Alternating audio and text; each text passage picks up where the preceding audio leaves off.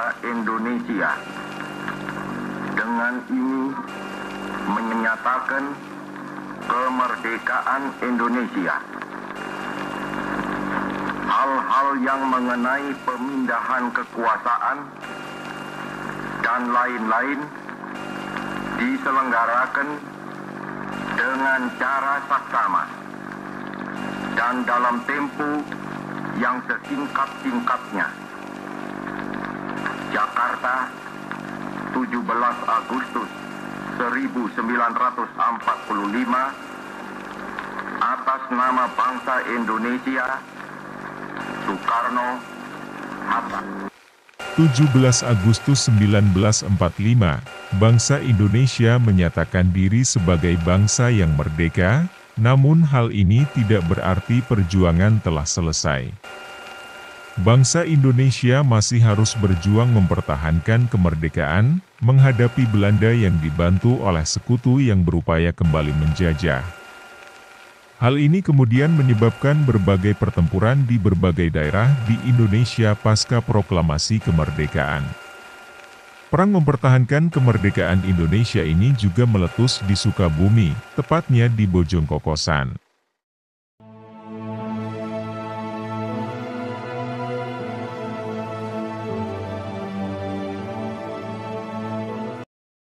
Setelah Jepang menyerah kepada sekutu pada tanggal 14 Agustus 1945, Komando Pertahanan Sekutu di Asia Tenggara membentuk komando khusus yang bertugas melucuti dan memulangkan tentara Jepang, serta membebaskan tawanan perang. Sekitar September 1945 sekutu tiba di Indonesia bersama tentara Belanda. Kedatangan pasukan sekutu bukan hanya melaksanakan misi internasional, tetapi membantu Belanda yang berambisi menjajah kembali Indonesia. Hal inilah yang menjadi penyebab meletusnya peperangan.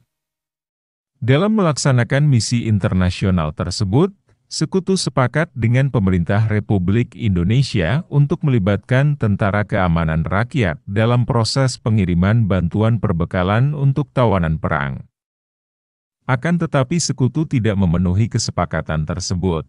Sekitar bulan November 1945, tentara Inggris melakukan pengiriman logistik dari Jakarta ke Bandung dengan menggunakan kereta. Akan tetapi pengiriman logistik untuk tawanan perang ini tidak melibatkan pemerintah Indonesia, sehingga pengiriman logistik ini dihadang oleh pasukan Republik di Cikampek, yang dipimpin oleh Letnan Kolonel Mufreni. Kemudian untuk menghindari hal serupa, sekutu mengirim logistik ke Bandung dengan konvoi besar yang melintasi Bogor, Sukabumi dan Cianjur.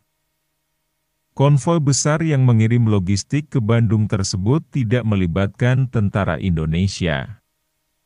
Mengetahui adanya pelanggaran kesepakatan tersebut, tentara Indonesia sepakat untuk menghadang konvoi yang melintasi Bogor, Sukabumi Cianjur dengan titik penghadangan di Bojongkokosan, Parungkuda, Sukabumi.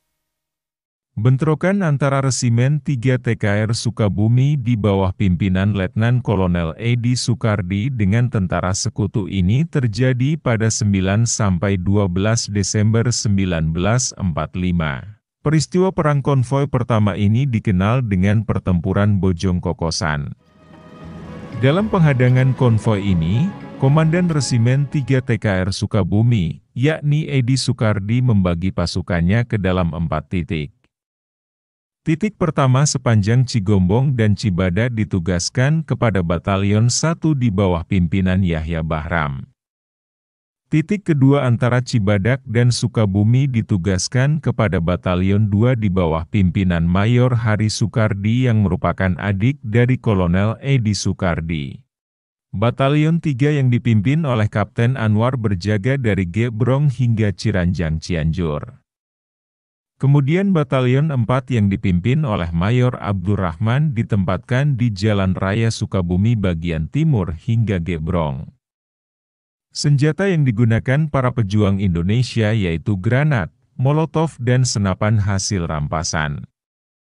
Pada 9 Desember 1945, konvoi sekutu bergerak menuju Bandung. Sepanjang melintasi jalan, Sekutu mendapatkan tembakan-tembakan dari para pejuang. Ketika konvoi memasuki daerah Bojong Kokosan, konvoi dihadang barikade. Selanjutnya pejuang Indonesia melempar granat dan molotov ke arah sekutu yang dilanjutkan baku tembak. Serangan terus dilakukan di beberapa titik.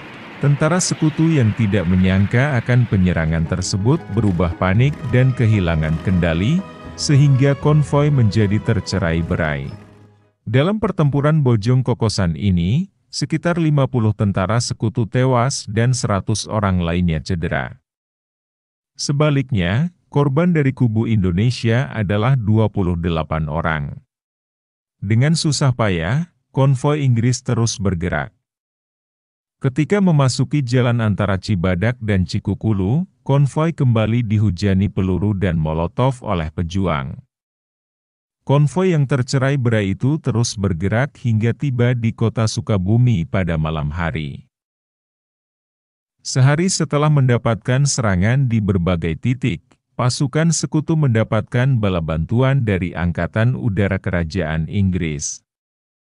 Pada 10 Desember 1945, Angkatan Udara Inggris tersebut membombardir Cibadak yang dianggap sebagai markas para pejuang. Akan tetapi sekutu salah dalam perkiraan. Cibadak bukanlah markas para pejuang. Menurut Letnan Kolonel Doulton, pemboman terhadap Cibadak ini merupakan serangan udara terdahsyat Inggris selama berperang di Jawa. Usai pemboman yang berlangsung 1 jam itu, Cibadak ada dalam kondisi tak menentu. Puing-puing memenuhi kota dan hampir dipastikan sebagian besar infrastruktur hancur lebur. Korban nyawa sendiri tak bisa dipastikan jumlahnya. Namun menurut Edi Sukardi yang jelas bisa mencapai angka ratusan.